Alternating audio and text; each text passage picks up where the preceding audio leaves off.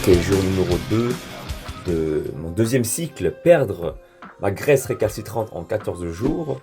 Il faut savoir que j'ai déjà fait un cycle de 2 semaines juste avant pour me muscler et perdre du gras. Pour ceux qui n'ont pas vu, je vous invite à cliquer sur le bouton i en haut à droite de la vidéo. Et pour ceux qui ne me connaissent pas, laissez-moi me présenter en quelques phrases très rapides. Je m'appelle Alex Levent, je suis coach sportif diplômé d'État et j'ai suivi des formations en nutrition avec des diététiciens afin de te donner des conseils qui restent pour moi judicieux afin que tu puisses atteindre tes objectifs, que ce soit pour te muscler ou bien perdre plus de gras.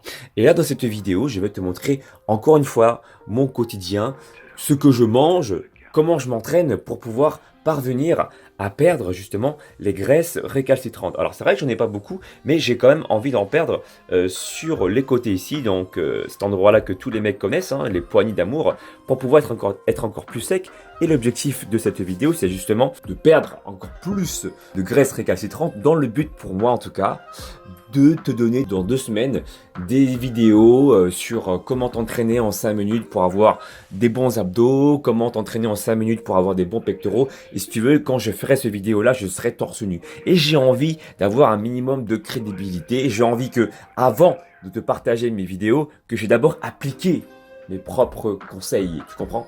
C'est mon état d'esprit. Je ne me vois pas te donner des exercices si moi-même je n'ai pas le corps qu'il faut pour pouvoir te donner des conseils judicieux. Voilà, bref. Je te montre mon quotidien. Je pense qu'aujourd'hui, je vais continuer à faire ce que je fais d'habitude. Un quart d'heure de fractionné, 5 minutes d'échauffement, 20 secondes à fond, 20 secondes de récupération. Et derrière, je vais enchaîner avec des exercices ciblés sur les pectoraux. Je te montre ça tout à l'heure. Le pouce en l'air pour soutenir mon travail. Le pouce se trouve juste en dessous de la vidéo. Tu cliques dessus, ça te coûte rien et ça permet de bien référencer la vidéo. Merci mon sportif.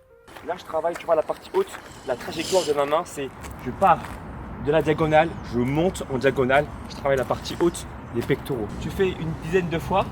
Ça, c'est un exercice de pré-fatigue. Et juste après, suis-moi, regarde. On va se mettre sur un tronc d'arbre. Donc là, on met les pieds sur le tronc d'arbre pour travailler la partie haute des pectoraux. On fait des pompes déclinées. Hop, on garde le dos bien droit, on serre les abdos, on descend et on monte. Mais non, je ne connais pas les règles du jeu. On descend, on contrôle la phase excentrique. On garde les mains vers l'intérieur pour travailler les pectoraux. Parce qu'à la montée, on fait un mouvement d'adduction. C'est-à-dire que les coudes vont se rapprocher du corps. Tu vois là, ils vont sur les côtés. Et là, bam, ça se rapproche au centre du corps. Et là, du coup, on travaille mieux les pectoraux. Parce que souviens-toi, le grand pectoral est le principal adducteur des bras. Ok, on fait une dizaine de répétitions. Juste avant ça, souviens-toi, exercice de pré-fatigue avec l'élastique. On fait un mouvement diagonal du bas vers le haut pour travailler la partie claviculaire des pectoraux. À toi de jouer. Ok mes sportifs, maintenant nous allons attaquer la partie basse des pectoraux, le faisceau abdominal. Grâce à ça, l'installation maison MacGyver, Mac Alex Levent, je te présente l'écarté au poteau. À défaut de ne pas avoir d'écarté à la poulie haute à la salle de sport. Donc là, on va travailler avec un mouvement diagonal vers le bas, croiser les mains, contracter les pectoraux et revenir. Là, on écarte, on fait un mouvement vers le bas, on croise les mains et on contracte la partie basse des pectoraux.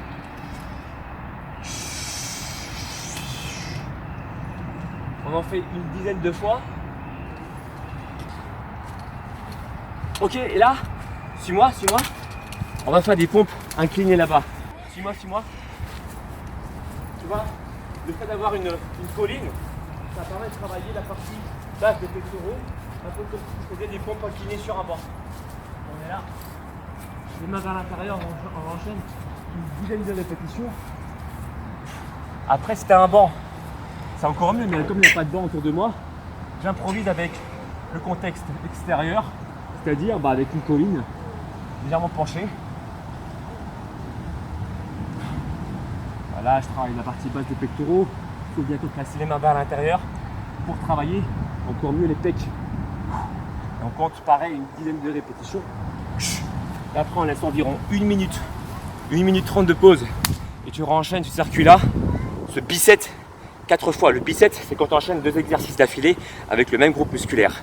À savoir ici le faisceau abdominal des pectoraux, c'est-à-dire la partie basse des pectoraux. À toi de jouer.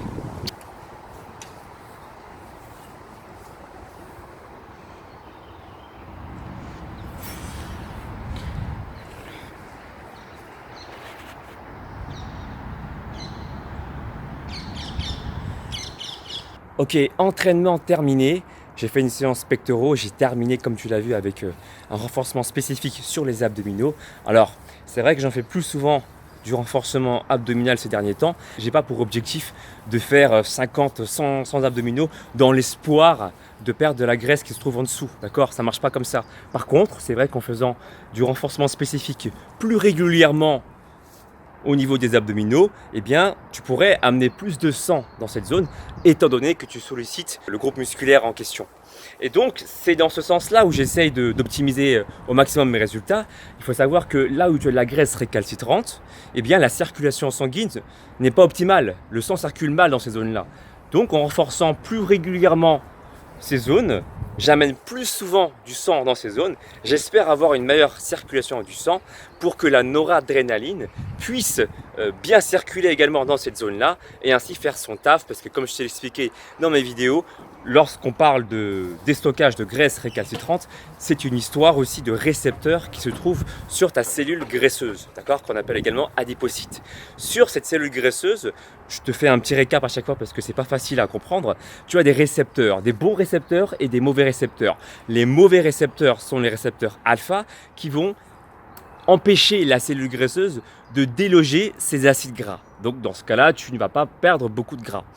Par contre, les bons récepteurs, lorsqu'ils sont activés, vont permettre justement à la cellule graisseuse de déloger ses acides gras. Et donc à ce moment-là, tu pourrais commencer à perdre la graisse récalcitrante. Il faut savoir que ces récepteurs-là sont sensibles et s'activent seulement en présence de noradrénaline, parce que ces récepteurs sont dits adrénogènes.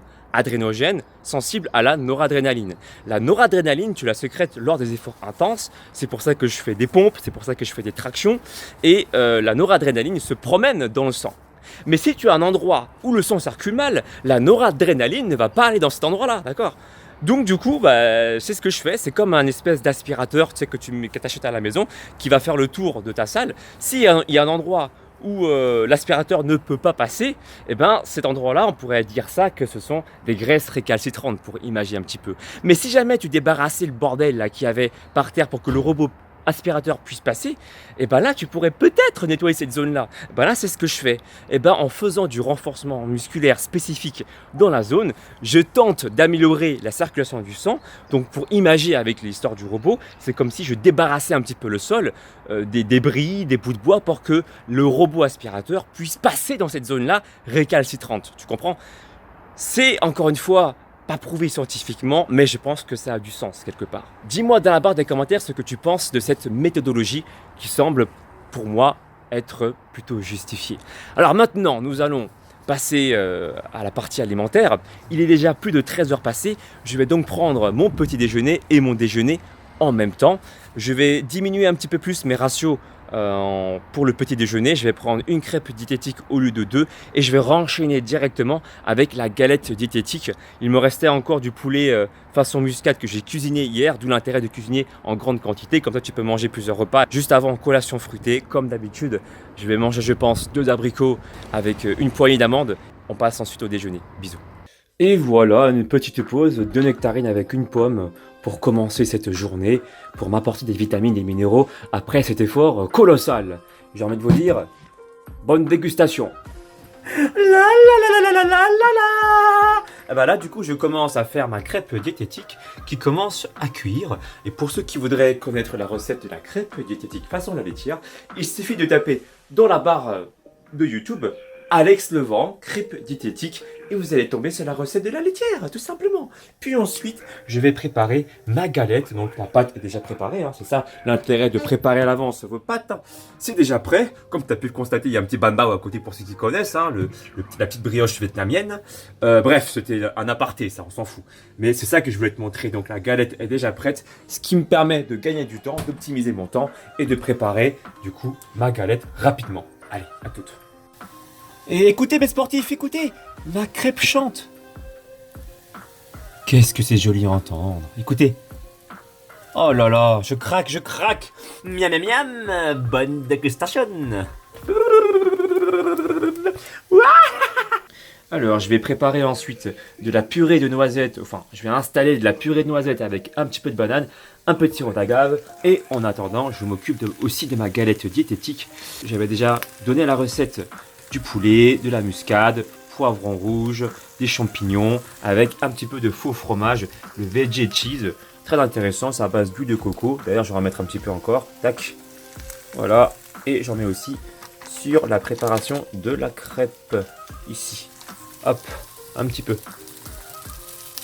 Voilà. Donner un petit peu de goût. Après réflexion, je me suis dit qu'un deuxième œuf n'allait pas me faire de mal après tous les efforts que j'ai pu faire. Mes muscles ont quand même besoin de récupérer un petit peu de la bonne protéine, ça fera pas de mal. Donc voilà, 2 œufs en complément hein, pour rajouter un peu plus de calories, un peu plus de protéines, tout simplement. Des bonnes protéines. Donc là, je prépare ma crêpe diététique. Hein. Voilà, je sais pas encore si je la prends en entrée ou en guise de dessert. Je vais réfléchir encore. Je mets un petit peu de purée de noisettes de la marque Jean Hervé, je la trouve très très bonne. Elle contient vraiment pas beaucoup de glucides. Pour 100 g de produit, il y a seulement 5,5 g de glucides, ce qui est relativement peu, et des bonnes graisses hein, qui vont t'apporter des bons nutriments pour pouvoir nourrir ton corps correctement en t'apportant plutôt des calories pleines. Voilà, écoute, bonne dégustation. Je mets aussi une demi-banane, un petit filet de sirop d'agave. Hop. Voilà, une demi-banane, je ferme le tout et je vais manger ma petite crêpe diététique. Allez à toutes. J'ai décidé ensuite de rajouter un peu plus de protéines dans mes apports aujourd'hui. J'ai rajouté une dosette de whey. Ça correspond environ à 20 grammes de protéines. Je les prends chez MyProtein personnellement. Je trouve que niveau qualité-prix, c'est très correct. Je prends white chocolate ou des fois vanille pour changer un petit peu de goût. Et surtout, ça me donne une raison de rajouter ça, tu vois. Comme je t'ai expliqué, de rajouter des graines de chia à l'intérieur. Donc du coup, c'est très simple. J'ouvre le pot. Je vais vraiment en feeling. Je rajoute un petit peu, comme ça. Hop. Voilà, et je vais rajouter, très important, sinon je trouve ça pas bon, des glaçons. En général, 3-4, pour que ce soit bien frais. Voilà. Et là, tu as pu constater, hein, ce sont des cordons bleus, mais c'est pas les cordons bleus de perdre du musclé, ça. Hein. Là, c'est perdre du musclé obèse. Mais bon, c'est pas grave. Tac. Et je vais rajouter du lait. Alors, le lait que je prends moi, personnellement, j'aime beaucoup ce lait-là. Le lait d'amande original, je trouve ça vraiment bon. Grillé, et ça donne un petit goût, c'est très sympa, je connaissais pas. Et puis du coup, je rajoute pareil encore une fois au feeling, le temps que ça remplisse à peu près à moitié mon shaker. Je dose rien en fait, hein, c'est à peu près au feeling. Tac, tant que ça se mélange bien. Hein. Et puis, je vais mettre aussi du sirop d'agave légèrement. Alors, pour ceux qui disent, ouais, mais tu sais, l'eau, c'est mieux assimilable et tout. Peut-être, mais moi, je préfère prendre quelque chose qui est un petit peu moins assimilable et de le prendre, comment dire, plus souvent. Donc, du coup, ajouter plus de protéines dans mon ration journalier que de prendre un truc que je trouve dégueulasse et que je vais pas consommer. Alors, tu vois là, par exemple, à côté, tu vois des oméga 3 ici. Si tu consommes déjà 2 à 3 fois du poisson gras dans la semaine, eh bien, les oméga 3 ne sont pas indispensables du tout. Par contre, si tu ne manges pas 2 à 3 fois du poisson gras, bah ça, effectivement, ça peut être intéressant pour t'apporter de bons oméga 3. Et du coup, je mélange le tout, et puis bonne dégustation, quoi. Allez, à tout à l'heure. Et si t'as pas fini, une astuce, mets-le à l'horizontale, parce que sinon les graines de chia vont s'enfoncer dans le fond du couvercle, et là, franchement, ça va être hyper galère. Voici donc à quoi ressemble mon repas aujourd'hui. Donc les crêpes hein, que je t'ai montré tout à l'heure avec du champignon, les œufs et tout. Bon là je l'ai un peu mis à l'arrache mais c'est très très bon ça. Et du coup bah je fais office de dessert, hein, mon petit déjeuner, les crêpes diététiques façon la laitière, très bonnes avec des bananes à l'intérieur. Et du coup je vais compléter mes besoins avec, tu vois à l'intérieur tu vois des graines de chia. Et du coup la whey mélangée avec un petit peu de sirop d'agave, du lait d'amande grillé et de la whey vanille tout simplement. Voilà. Bah écoutez mes amis, j'ai envie de vous dire bonne dégustation.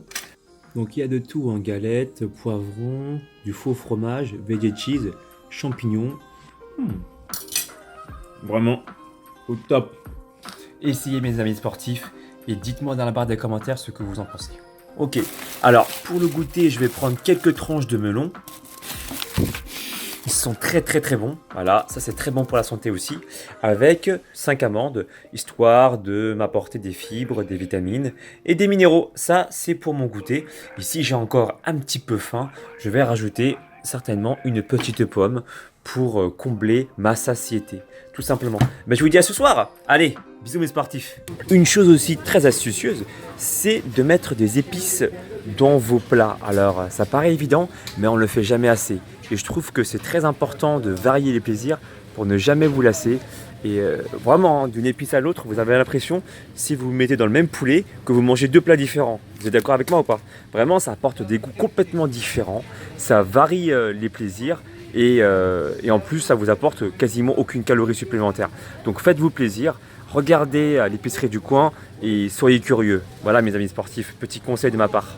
Alors, pour le repas de ce soir, nous avons des légumes. Nous avons aujourd'hui des tomates fraîches avec de la mâche. À savoir quelque chose, préférez la mâche que les icebergs, parce qu'en fait les icebergs c'est croquant, mais si tu veux, comme c'est une couleur verte un petit peu pâle, ça contient moins de vitamines. Et plus c'est vert foncé, plus ça contient des vitamines, ça c'est intéressant. Pour la vinaigrette, c'est très facile, hein. Tu prends 2 cuillères à soupe d'huile d'olive avec 1 cuillère à soupe de vinaigre balsamique, tu mets dans le shaker du sel, du poivre, voilà, tu mélanges et c'est prêt, Pour les protéines de ce soir, nous avons des maquereaux cuits sur la plaque. Je te présente les tomates avec la mâche, la petite vinaigrette par-dessus, le maquereau cuit au grill. Voilà. Si tu as aimé cette vidéo, je t'ai présenté mon quotidien alimentaire, ce que je mange du matin jusqu'au soir, mes entraînements. Et comme tu peux le voir, ça fait presque 15 ou 16 jours que je m'entraîne pas en salle, je m'entraîne même pas chez moi, dehors avec des troncs d'arbres, avec des murs, avec des pierres. Voilà, du coup, il y a vraiment possibilité, même sans salle de sport et même sans t'entraîner chez toi, d'avoir de très bons résultats. Il n'y a pas d'excuse pour te transformer. C'est ça que je voulais te transmettre comme message. Si tu aimes bien ce genre de vidéo, fais-le moi savoir dans la barre des commentaires. Mets un pouce bleu, abonne-toi sur ma chaîne et active aussi la cloche de notification à côté du bouton abonner pour recevoir toutes mes futures vidéos. C'est très important en tant que vidéaste aussi. Bah écoute, ça m'a fait très plaisir de pouvoir faire ce vlog. Et puis, dernière chose, suis-moi également sur les réseaux sociaux pour ne louper aucune actualité. Facebook, Instagram, Snapchat et Twitter. Et puis moi, je te dis à demain pour le futur vlog, jour numéro 3, pour perdre la graisse récalcitrante et être aussi sec que le Sahara. Allez, bisous, ciao!